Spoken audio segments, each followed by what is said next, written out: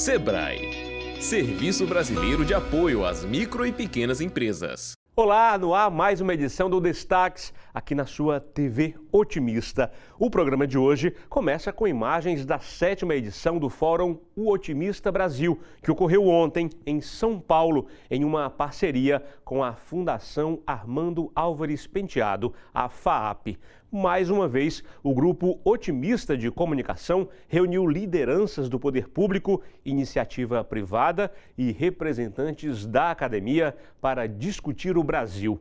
Ao longo do dia, painéis falaram sobre economia, segurança, investimentos, cinema e outros assuntos de interesse do país. Os convidados também falaram sobre as tarifas de exportação impostas pelo governo dos Estados Unidos e os impactos na economia brasileira. Esse foi mais um momento realmente muito importante, não só para essa região, de onde nós estamos, a região Nordeste, mas como eu falei, para todo o país, temas extremamente importantes. Agora, um outro assunto muito importante também.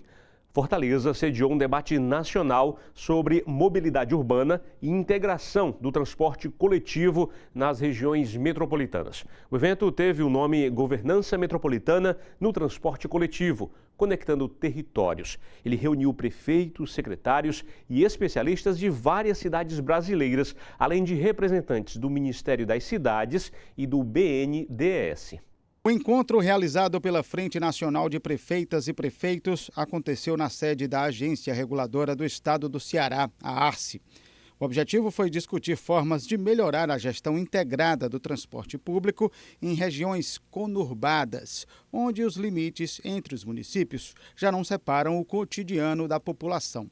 Segundo a FNP, a proposta é fortalecer a cooperação política regional e encontrar soluções conjuntas para problemas que afetam milhares de passageiros todos os dias. Esse evento da FNP é um evento que a gente faz parte de um projeto que a gente está tocando junto com a área metropolitana de Barcelona. E a ideia, então, é a gente fazer oficinas regionais em grandes cidades do país, Fortaleza, uma delas, e trazer justamente insumos para discutir quais são os benefícios de ter um sistema metropolitano integrado, justamente trazendo o Estudo Nacional do BNDES para embasar essa discussão, digamos assim, e casos exitosos no Brasil, como é o caso da região metropolitana de Goiânia.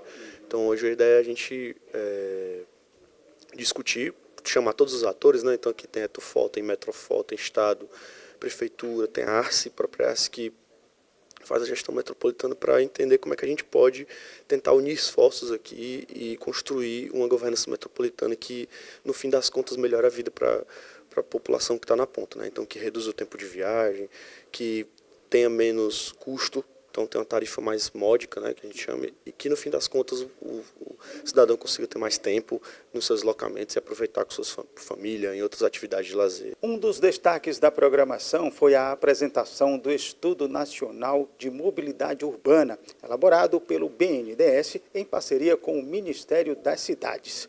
O levantamento traz um panorama da necessidade de investimentos em transporte público nas 21 regiões metropolitanas brasileiras, com mais de 1 milhão de habitantes. Nesse estudo, nós olhamos como é que está funcionando a rede de transporte de média e alta capacidade de cada uma dessas localidades. E nós estimamos qual é a demanda projetada para os próximos 30 anos em cada cidade. O objetivo de fazer essa projeção é identificar a lacuna de investimentos. Quanto que essas redes que estão funcionando hoje precisam crescer. E, como era esperado, realmente a gente tem uma diferença muito grande, Hoje teria que praticamente duplicar a rede brasileira, de sistemas de média e alta capacidade nessas cidades. Em Fortaleza a gente estaria falando, por exemplo, de alcançar uma rede de quase 200 quilômetros, 170 quilômetros entre a expansão do metrô e implantação de BRTs, por exemplo, É lógico que esse conjunto de projetos não é implantado de uma vez, O que a gente está fazendo aqui é o que há muitos anos todo mundo fala que é necessário no Brasil, que é uma visão de longo prazo. Um planejamento de longo prazo para que a gente tenha a implantação de projetos aos poucos em busca dessa necessidade, dessa demanda projetada. A cidade de Goiânia é um exemplo positivo do bom funcionamento do transporte coletivo metropolitano. Lá existe um sistema que integra e gerencia todas as linhas e serviços de transporte coletivo que servem a capital de Goiás e outros 21 municípios integrados. É a solução, acho que entendo que ideal para o usuário, né? Você tem apenas um cartão do sistema de transporte, né, que faz toda a integração. Então você usa um cartão de transporte com uma única tarifa e você tem acesso a todo o sistema, né, que integra BRTs, linhas convencionais, os 21 municípios, com bilhete único metropolitano. Então essa conexão ela é integral. Então são 23 terminais, são 299 linhas, né, então aí 7.000 quilômetros quadrados, né, de região. Então é o melhor modelo, porque isso facilita a vida do usuário, isso dá para ele uma condição de previsibilidade em relação à sua viagem, questão de tempo. Então tem aplicativo, tem bilhete único, tem ônibus articulado, ônibus elétrico, tem toda uma solução totalmente integrada e que facilita muito os usuários de Goiânia. A gente faz uma pausa rápida e daqui a pouco volta com mais destaques.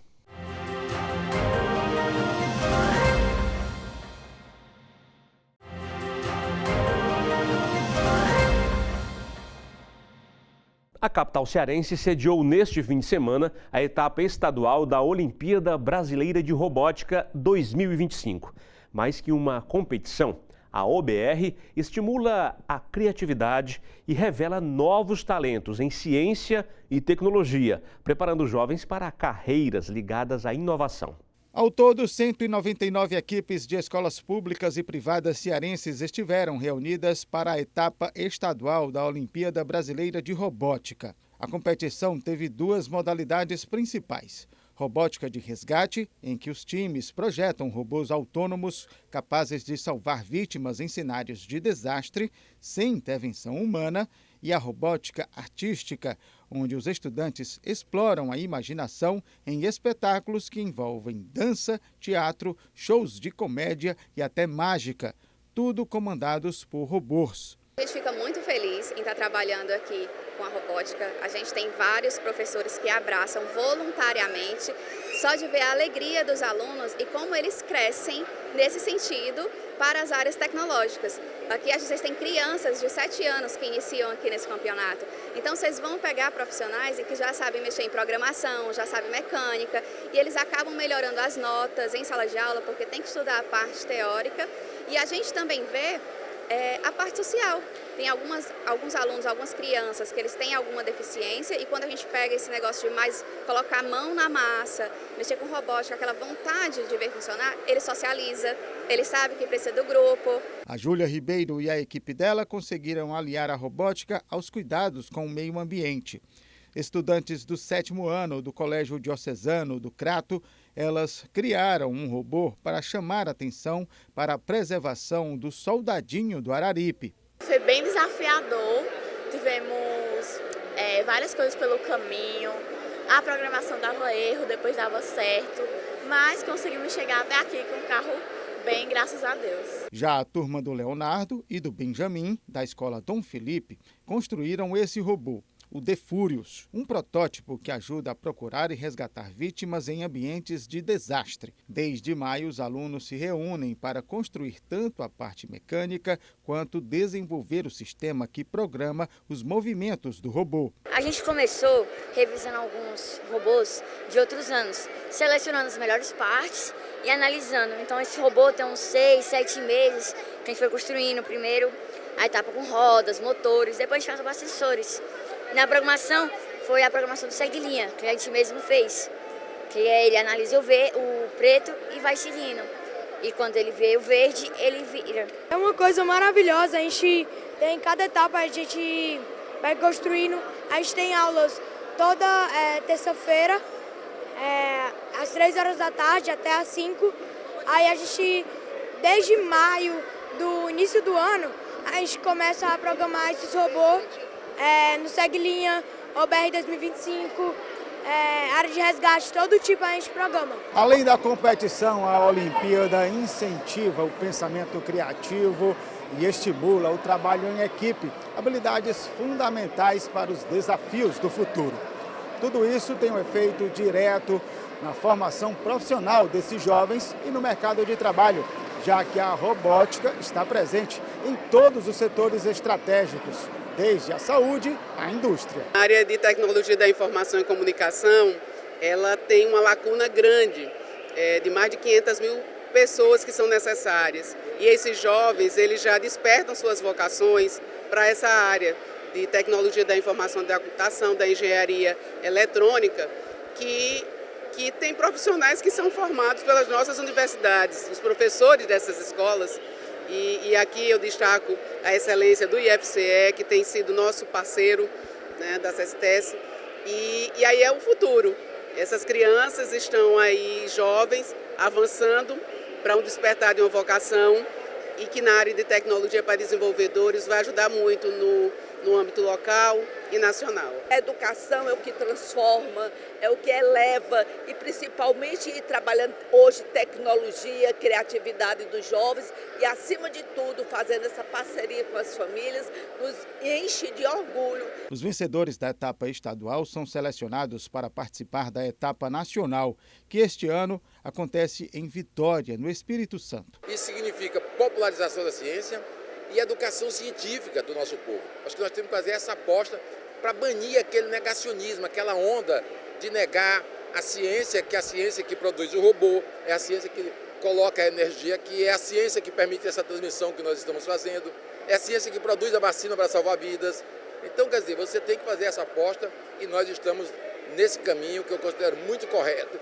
O destaque agora é saúde, falando sobre uma doença muito comum, com nome conhecido, mas que precisa ser debatida.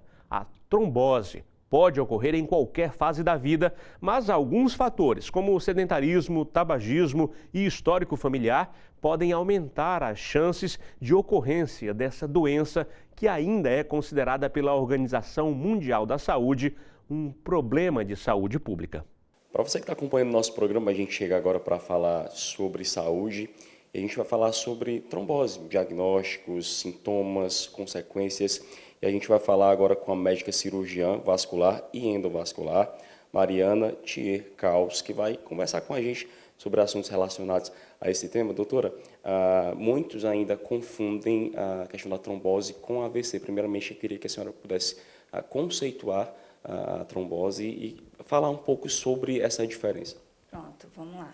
A trombose é quando existe um coágulo de sangue, né, que obstrui ou as artérias ou as veias, mas comumente as veias, que a gente chama da trombose venosa, que pode acontecer em qualquer local do nosso corpo. Quando ela acomete os membros inferiores, a gente chama de trombose venosa profunda. Ou então, quando algum coágulo vai para o cérebro, que aí geralmente é mais no território arterial, vem o famoso AVC, que no caso seria o isquêmico, quando entope a circulação e aí dá os sintomas do AVC. Eu queria que a senhora pudesse falar para a gente também sobre as causas. Tem ligação com sedentarismo, idade, como é que a gente pode compreender melhor? Tem sim.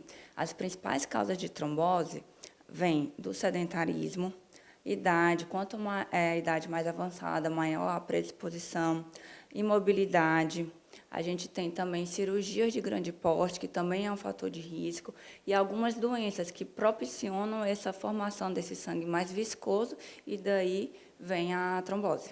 Nós temos, entre homem e mulher, existe uma incidência maior sobre esses dois públicos e o uso de anticoncepcional também, para a gente poder esclarecer. Tem também. A trombose está mais relacionada também a fator hormonal. Então, neste caso, as mulheres são mais acometidas e também algumas pessoas que fazem reposição hormonal ou então o uso de anabolizantes, que também está associado à trombose. Uma vez adquirida, eu posso tratar, ou a trombose ela é fatal, tem uma diferença de acordo com o tipo? Tem. A trombose é sim tratável, tá? Quanto mais cedo o diagnóstico, principalmente quando é nos membros inferiores, que o paciente vai sentindo aquela dor, aquele edema, que é o edema, que é um inchaço duro, Quando esses sintomas tem, procurar logo o médico para a gente fazer o tratamento. Se acomete algum vaso mais calibroso, ou então se esse trombo, por exemplo, se desloca e vai para o pulmão, dando a embolia pulmonar, a depender do tamanho e da localização, pode sim ser fatal. E aí, como é que a gente pode falar sobre prevenção? Quais são as atitudes que a gente pode tomar no sentido de prevenir? Prevenção, vamos lá. Hábitos de vida saudáveis. Alimentação balanceada, atividade física, manter o peso, evitar o uso de hormônio, tabagismo também está associado com a trombose. Então, hábitos de vida saudáveis e se movimentar. Trombose gosta de gente parada. Então, também muita atenção nos pacientes acamados, nos hospitalizados, para a gente ter outros mecanismos para fazer esse sangue circular. Doutora, muito obrigado pelos seus esclarecimentos. Só reforçando que, como a doutora falou, atitudes de prevenção elas devem ser tomadas porque elas reduzem em até 70% as ocasiões de trombose, e isso é uma meta estabelecida pela OMS para que esses casos possam ser reduzidos. Agora a gente volta aí ao estúdio. Mais uma rápida pausa e daqui a pouquinho eu estou de volta.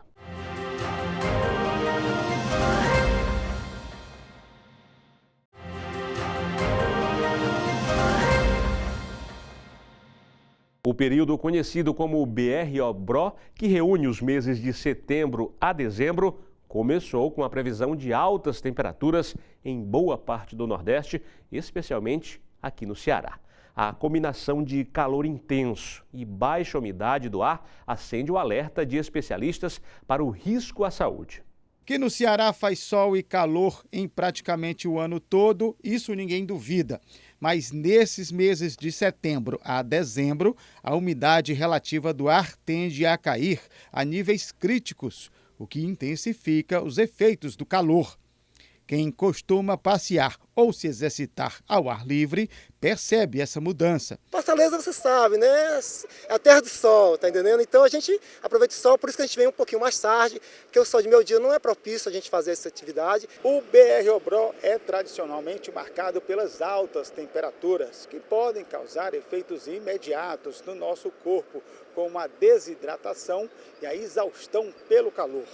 Na saúde pública, crescem os atendimentos relacionados a casos de insolação, pressão baixa e problemas respiratórios. Entre as principais recomendações estão o consumo frequente de água e proteção da pele contra a radiação solar.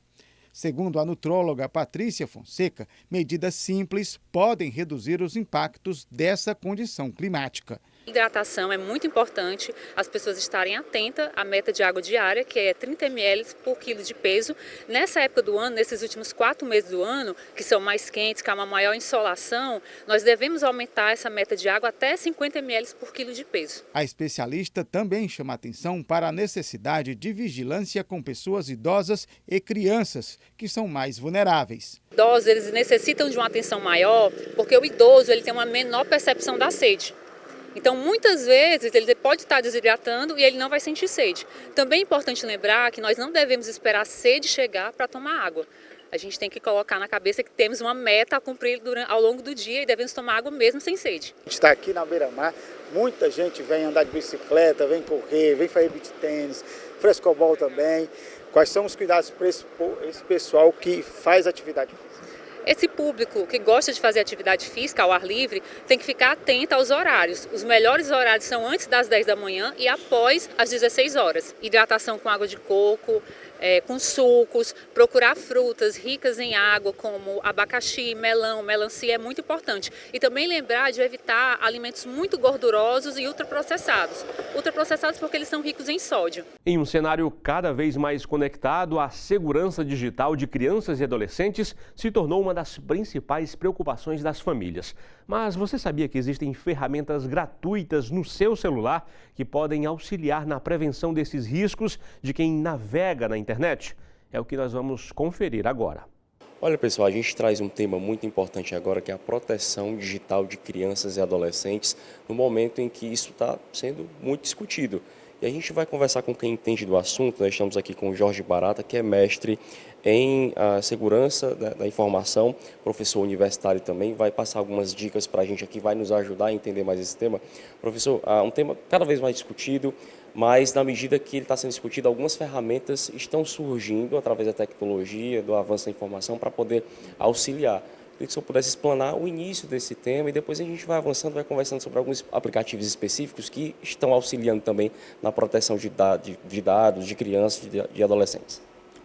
Então, essa parte de segurança para crianças e adolescentes, né, que envolve, por exemplo, o mundo digital, celulares, tablets, né, que é muito utilizado por esse público, né, ele tem que ser realmente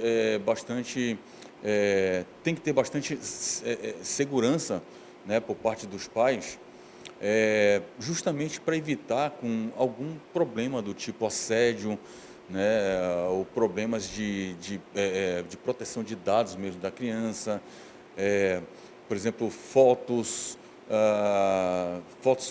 imagens ou conteúdo, né, que descrevam a rotina dessa criança, né, e essa rotina se torne pública, tá? Então aí já é um perigo para elas por conta de pessoas mal intencionadas que podem utilizar desses dados, dessas informações, tá?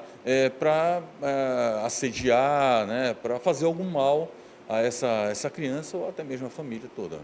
Professor, a gente está falando de crianças e adolescentes. Nós vamos ter aí ferramentas, aplicativos que vão atender a necessidade de acordo com a idade dessa pessoa? Sim. Por exemplo, ferramentas nativas, né, do próprio iPhone ou de celulares Android, né, da Samsung e Motorola, eles já vêm com ferramentas nativas, né, que já fazem uma proteção básica, né, para essas crianças. Por exemplo, controlam o tempo de atividade da criança nos celulares, em mídias sociais, né, fazer bloqueio, por exemplo, de acesso a aplicativos, sejam eles jogos, browsers de internet ou ferramentas de mídia social mesmo, né, impondo limitações, tá? Por exemplo, principalmente na idade em que a criança ela está se moldando, né? Ela está em fase de crescimento, de descobertas. Então, o próprio dispositivo digital, o próprio smartphone, ele pode se tornar-se, né, um produto ruim, né, para essas crianças, tá? Principalmente do conteúdo que elas podem consumir, já que não há vamos assim dizer, um filtro, né? A criança ela ainda não tem um filtro, tá? Então ela pode acessar qualquer tipo de confiança se não houver, né, um controle, um bloqueio com relação a isso aí. Essas ferramentas elas chegam para auxiliar e dar um suporte a mais além do olhômetro, né? Muitos especialistas eles orientam que você olhe, visualize, mas às vezes a criança ou o adolescente não está perto de você, mas está sempre com esse dispositivo em mãos. Com certeza. Eu acho que a vigilância dos pais é imprescindível, né? Eles têm sempre que estar olhando. Se a criança tem um celular, sempre tem que ter o acesso a esse dispositivo, ver o que é que ela está consumindo, que tipo de conteúdo ou aplicativo ela está usando, né? E mesmo, por exemplo, para chats, principalmente chats, né? Porque você tem que saber com quem essa criança está conversando, né? Está dialogando. E as ferramentas, na verdade, elas vêm para auxiliar essa proteção, né? Ela não é 100% garantida, né? Com relação à segurança, nada é 100%, né? Mas você cria camadas, tá? Que vão auxiliar na proteção dessa criança, desse adolescente, tá? Retardando, por exemplo, a ação de uma pessoa maliciosa. Tá? Então, essas ferramentas elas estão disponíveis tanto gratuitamente né, mas com uma limitação de recursos ou as ferramentas pagas. Se eu pudesse avaliar como é que essas ferramentas, embora nessa conversa aqui possam ser simples, mas se elas podem, por exemplo, auxiliar as forças de segurança, de repente você está utilizando aquilo ali, você percebe uma atitude suspeita, você pode colher algum relatório, algum material e apresentar, por exemplo, à polícia, olha, aconteceu isso com meu filho, ele é adolescente, é uma criança, como é que isso pode ser resolvido? Porque isso pode estar acontecendo especificamente com ele, mas pode ser uma rede criminosa atuando por trás disso. Sim. A maioria desses aplicativos, né, eles geram relatórios para os pais, né? Agora, e outros não. Então, cabe, nesse caso, aos pais de fazer uma pesquisa, tá, de qual aplicativo se adequa mais à sua realidade, tá? O que ele pretende utilizar. Ele pode utilizar, por exemplo, um aplicativo gratuito, onde ele só vai monitorar a ação da criança, do adolescente, né, o que é que ele está consumindo, bloquear alguns aplicativos, né, e até mesmo fazer um controle de tempo. Né? Mas tem outros em que eles enviam relatórios detalhados do que a criança está fazendo, da onde ela está, né, com quem ela conversou, o IP da pessoa que ela conversou no chat, né? Então são recursos mais poderosos, só que tem, né, o ônus, você vai ter que pagar por isso daí. Tá? O aplicativo gratuito geralmente não traz esses recursos, vamos assim dizer, poderosos, tá? para esse tipo de monitoramento, tá, da criança. Essa edição fica por aqui. A você, muito obrigado pela companhia e a gente se encontra no próximo programa.